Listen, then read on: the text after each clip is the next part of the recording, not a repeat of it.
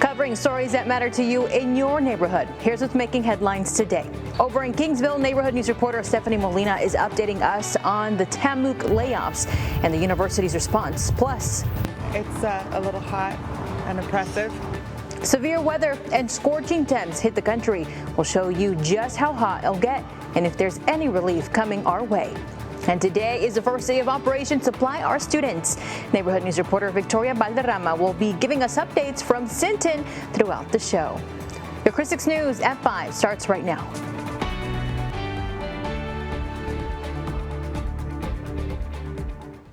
Well, good evening and thank you for joining us. I'm Clara Benitez Cortez. Thousands of kids will be heading back to school in just a few weeks, and that means they will need school supplies to start the year off right. We head on over to Sinton, where we find our neighborhood news reporter Victoria Valderrama kicking off our annual Supply Our Students campaign. Hi, Vicki. Hi, Clara. It's so exciting. You're right. Today, Operation Supply Our Students with United Way kicks off today. All week, it's going to be packed with all these school districts from across the coastal bend. But right now, I'm actually with Taft ISD. As you can see, the cheerleaders are here with me. Lots of excitement. But to talk more about Taft ISD is Manny Lunoff, the assistant superintendent. So, Mr. Lunoff, tell me about, Operation Supply Our Students and how it benefits your students. I think it's great for United Way and Channel 6 to go ahead and sponsor the Supply Our Students, the Operation SOS. The first day of school is really hard for a lot of students. Probably not as hard for the parents, but for a lot of students. And we want to make sure that all of our students start off on a level playing field on the very first day. So they're prepared, they have all their materials, and that's not something that they have to worry about because just in today's society and economy, it's going to be harder for some families that have a lot of students that are going back to school to be able to have that. So this initiative is awesome to help all of our students in the Coastal Bend. And Taft ISD starts on August 13th, but there's things happening before that. Tell us about it. We actually have our own backpack giveaway, and we have a health fair on Tuesday, August 5th, and it'll be there at Taft High School, starting for our Taft ISD students, starting around 5:30. We have a lot of community businesses that come together and organizations that'll be there giving vision screenings, free haircuts, free shoes for a lot of cases, and of course we'll have also the school supplies to help us, what we get from the United Way to help us replenish so we can keep those throughout the year for any students that might need some of those replenishable items throughout the year. Such a great cause, and if you're at home, you can still donate. Just text SOS to 91999 or go online. In Sinton, I'm your neighborhood news reporter, Victoria Valderrama for Chris 6 News. Clara, back to you. All right, Vicki, thank you. And Operation SOS will hit the road again tomorrow, making a stop on the city's west side. Jada Jenkins will have live reports from the John F. Kennedy Elementary School Library. That's in the West Oso High School District, and we hope you will join us. Well, dozens of positions at Texas A&M Kingsville have been eliminated for what the university says it's a realignment of resources to meet strategic priorities. In a total, 34 filled positions and 34 unfulfilled staff positions were eliminated. IT support and campus operation are some of the departments affected. Neighborhood news reporter Stephanie Molina spoke to TAMUC students on their concerns after the right sizing of the university. So now that they let the people go, I don't know if that'll be affecting the overall impact of how quickly I can get an answer to certain things that require immediate attention. The university says that the employees that were laid off will continue getting benefits for 45 days after they were notified. To read the statement of the university, you can click on christv.com. Well, state lawmakers are back in Austin for a 30-day special session called by Governor Greg Abbott. They'll be dealing with a packed agenda. Some of the items include a push to do away with the START test, cut property taxes, regulate the sales of hemp-derived products, and a push for revised congressional redistricting plan. Other issues that will be discussed in the wake of the Central Texas flood disaster are improvements to the flood warnings and communication systems, plus relief for funding victims. Well, looks to be another sizzling summer. Millions are bracing for more scorching temperatures, including here in the Coastal Bend this week. It comes as another round of torrential rain soaked the Northeast overnight. NBC's Adrian Broadus reports. A summer heat wave baking parts of the country is showing no signs of letting up. It's a little hot and oppressive. Tens of millions now under heat alerts and warnings expected to last several days. Families trying to find relief, stopping by their local splash pads. From sizzling sidewalks to scorching parking lots, authorities are reminding everyone the heat can be dangerous, even deadly, especially for children and pets left in cars. Always remember to check the back seat. Meanwhile, overnight, more heavy rain and strong wind gusts hammering the northeast. As dangerous hail, some the size of baseballs, and torrential rains pummeled parts of the country, putting millions at risk for dangerous flash floods. In 20 years I've been living here, I've never seen it this bad. One motorist in Maryland had to be rescued after he says rising floodwaters trapped him in his car. I tried to get out, I tried to rev the engine, car wasn't moving. A group of Good Samaritans in bathing suits wading through waist-high water, pulling this woman out of her car window to safety. It comes as cleanup efforts in the community of Kerrville, Texas, push forward following deadly flash flooding earlier this month. Amid the destruction, a sign of hope. The number of people reported missing dropping from a peak of more than 160 to 3. City officials crediting, quote, countless hours of coordinated search and rescue operations, adding, quote, many individuals who were initially reported as missing have been verified as safe. All right, with scorching temperatures and the torrential rain across the U.S., will there be any rain chances in our neighborhood? Meteorologist Stephanie Lauber is in the Weather Center giving us the answer. I think that's what everyone would like on a hot day like this. Isn't that the case? Well, yes, we are also going to see our fair share of some hot weather this week. There's not going to be much relief over the next 4 or 5 days, but there is a glimmer of rain chances in our 7-day forecast, which could help out a little bit. I'll give you this view of what's going on with our radar so far. Not seeing much at all, just a few little specks out over the water. That's about as much as we can hope for, again, over the next 4 to 5 days. Not looking at any meaningful rainfall in the forecast, but not much for clouds either, and that makes the heat all the more oppressive. Temperatures out there have been way up in the 90s, 96 degrees in Beeville right now, 93 in Corpus Christi. Again, it's already coming down from our peak heating of the day, 94 in Kingsville, and a bit of a breeze to help, but it's from that muggy south-southeast wind direction. So once you factor the humidity in with our hot temperatures, look at these numbers in yellow. They're all in the triple digits. So where will our heat peak this week? And how about those rain chances? I'll fill you in coming up. Well, Nueces County has began an annual program to help residents and animals receive health care at no cost. Operation Health and Wellness started this Monday and will go until Saturday. Residents will be able to get free eye exams, dental cleanings, and vaccinations for their pets. Neighborhood News reporter Tyrese Boone spoke with health officials putting this clinic together. Says, come on in, we're going to see you, we will evaluate you, we'll take care of what you need now, and we'll help line you up so that you can be taken care of in the future. Residents can either go to the clinic in Robstown at the Calderon Nueces County Center, the West Side at the West Oso Junior High School, or Mission of Mercy in the Bay Area. For more information on the times, head over to our website, christv.com. And the Coastal Bend State Veteran Cemetery is asking the community to accompany a local Army veteran who is being laid to rest this week. U.S. Army veteran David Lee Byrne will be laid to rest on Thursday. Sadly, he is not expected to have any family attend his burial. That's why the community is being asked to show up for his services and give him the burial he deserves. The service begins at 10 a.m. on Thursday at the Coastal Bend State Veteran Cemetery. Well, your neighborhood news reporters are hosting listening tours in every neighborhood. Next Monday is the Southside and Flower Bluffs turn. Neighborhood news reporter Tony Jaramillo will be at the Janet F. Hart Library on Waldron. He wants to hear what's most important to you, our neighbors, so we can cover those stories. The meeting is set for 10 o'clock in the morning and is expected to last until noon. We'll see. A story with some bite. I'm Erin Holly at the Texas State Aquarium, showing how the Coastal Bend is kicking off Shark Week. You're watching Chris 6, part of the Scripps News Group. It's a fantastic week for sea animal lovers. I'm Erin Holly, your neighborhood news reporter. I sat down with a grad student who's dedicated her career to conserving the shark population here in the Gulf. She tells me why Shark Week should matter to you.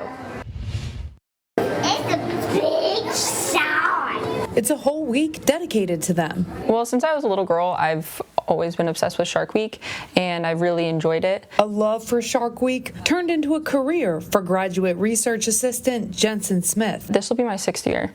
So since I first volunteered here, Dr. Banks has been helping me and kind of introducing me to certain aspects of the shark world. Dr. Kesley Banks, who I interviewed during Shark Week last year, has taken Smith under her wing. So Jaws kind of scared a lot of people 50 years ago when it first came out. And so Shark Week, I feel like, really has been trying to move forward and change how people view sharks. What is the most common misconception that people have about sharks? That, again, like, they're bloodthirsty. So everybody's like, oh my gosh, if you get cut and you get in the water, the shark's gonna smell it and come right for you. But that's not true at all. They don't really have, we're not really on their menu at all. Smith tells me another thing people should know about sharks is how crucial they are to our ecosystems. And so without sharks, if you like fish at all, if you eat fish, you like sushi or anything like that, it basically keeps all of the other marine fish species, healthy and in track. And that's why the Heart Research Institute is diving headfirst into Shark Week with interactive events for neighbors all week long. Dr. Kesley Banks from HRI is scheduled for a special Jaws-themed presentation right here at the Texas State Aquarium on Friday. You can find out more information by clicking onto our website, KRISTV.com. On North Beach, I'm your neighborhood news reporter, Erin Holly, KRIS 6 News. Erin, thank you. And street reconstruction has begun on Bonner Drive from Everhart to Flynn Parkway. This stretch of Bonner Drive will be completely repaved with new asphalt, pavement, curbs, gutters, sidewalks, and street light improvements. Utility and drainage improvements are also part of this project, and the project is expected to be done by December. And construction will also start on Taylor Street in downtown Corpus Christi. This utility and street improvements project will be done in 8 phases on Taylor Street between North Lower Broadway and North Water Street. One-way traffic will remain open in this area. Work is expected to wrap up in October. All right, we have a traffic alert for anybody who's going to be heading out. Look at our SPID camera. This is a line of traffic, y'all. Traffic has actually been being diverted along SPID off SPID at the Staples exit because of an accident near the airline exit. So this line goes way back. That's as far as we can zoom out. Let me show you the map. Let's show you how far this red line goes across the board. So again, they're diverting folks off of SPID at Staples. A wider zoom shows you that this traffic extends far back all the way to the Crosstown SPID interchange. So as an alternate route, take Crosstown to Saratoga to get around where you need to go and avoid that area. So as you head out, make sure you stay safe and drive safe. I'm going to look at your forecast on the other side of this break. Hey there, happy Monday to you. Taking a look at downtown Corpus Christi, the sparkling city by the sea, as seen from our Wada Skycam turned around. It's looking nice out there. It's also looking very sunny with the hot weather we've got around the coastal bend.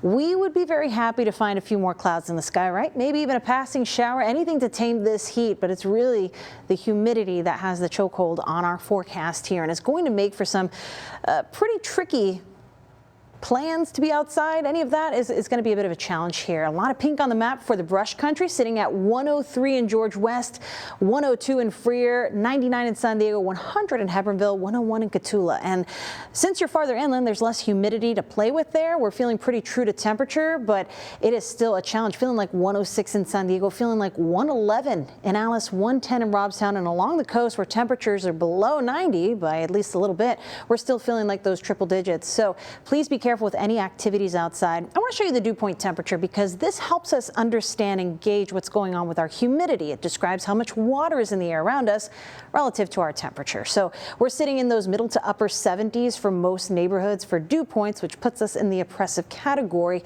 And this is when we tend to see the most tame dew points. When we come into those overnight hours and the temperature comes down, we're looking very close to the actual dew point. That's why we have these ridges and lulls in the muggy meter. But look, as we go through the next couple of days, a little more moisture comes back into our forecast, so the dips are not as pronounced.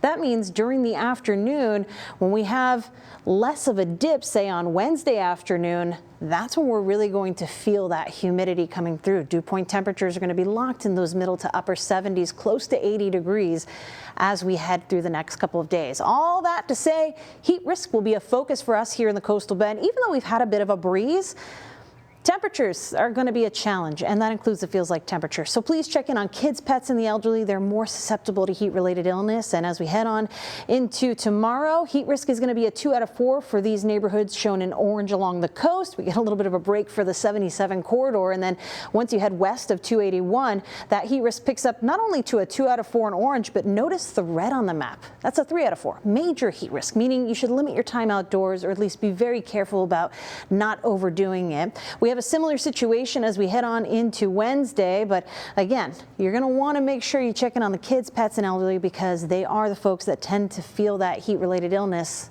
much sooner than others. Across the U.S., like we told you, it's a heat wave for many folks, and from the 27th of July until the end of the month, we are likely to feel warmer than normal in terms of our temperatures. And it's not just us, it's all of Texas, spanning across much of the lower 48. So could we have any rain in the forecast to help with that? There is a glimmer of hope heading on into the weekend. Looks like maybe into Friday evening or early Saturday, there could be an isolated shower. We're tracking a little wrinkle riding along the Gulf that could hopefully come close enough to offer a quick shower. So we'll keep that in mind. And folks would be most likely for that. Our neighbors in Rockport, that could be a part of your forecast on Friday. Maybe in Kingsville, if we get enough of this, an isolated shower. I think similar conditions here in Corpus Christi. But again, one constant we're not any kind of confused about is that heat. So make sure you're staying cool out there all the way into next weekend.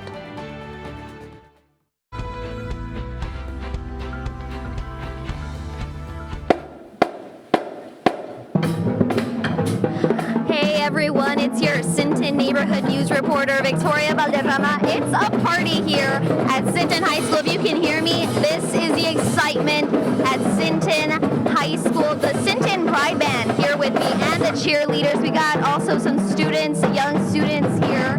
But we're here to talk about Operation Supply Our Students, and to tell us more about it, Stephanie Jordan with United Way of the Coastal Bend is here. Stephanie, thank you so much for having us. Let's talk about Operation SOS. Oh, it's just such a great program, and it supports so many students, more than 20,000 this year. We have 43 public school districts that are eligible, and we want everybody to start off, get off to a great start. We've got Rosie Joe here who's starting kindergarten, and we want her to do well this year, as well as all of these kids, and we're just really excited about this program. And we talked about how the fundraising starts like months in advance. So how much were you able to get together, and when does the distribution happen? So we were able to raise more than $75,000. Yay, right? Thanks to the support of the community. And then we distribute the supplies to all the districts early August. And then the school districts bring the supplies back and distribute them to kids who need them. Perfect. And the first day of school for Sinton ISD is August 13th, so a few weeks, but they are ready to go. The cheerleading team, the band, they are so excited. But you still can donate. Just text SOS to 91999 in Sinton. I'm your neighborhood news reporter, Victoria Valderrama, for Chris 6 News. Chris 6, part of the Scripps News Group. Well, welcome back. Nearly 3,000 ag teachers from across the state are meeting in Corpus Christi for a professional development conference. Agriculture is important to the state of Texas as industry provides a lot of jobs. Hosted by the Agriculture Teachers Association of Texas, the event offers workshops on certifications, classroom management, and updates from the Texas Education Agency and Texas FFA. The conference continues through Friday at the American Bank Center. So a lot of people from the American Bank Center probably have their hotels on the south side, but there's some traffic there. Yeah, we are seeing a lot of slowdowns on the Crosstown and SPID. Let me show you this view from our SPID camera. You are looking at basically a parking lot here in SPID because of a crash near the SPID airline off-ramp. So I wanted to show you, be ready for some of this traffic. We'll take you to the maps now and show you a wide view. This is not just an issue for SPID because this extends almost to the airport near Old Brownsville Road by the Harley-Davidson there in SPID, and on the Crosstown. And you should definitely don't jump on the Crosstown if you are heading toward SPID. This backs up all the way to about Baldwin. So my best suggestion, if you can take Ocean Drive for the scenic route, or maybe take Ayers to Saratoga, that might be a good way to get around this. Traffic is quite slow, and we're seeing a lot of those taillights this evening. Bumper to bumper. All righty, everybody. Well, thank you so much for tuning in. We will see you here at 6 o'clock. Bye.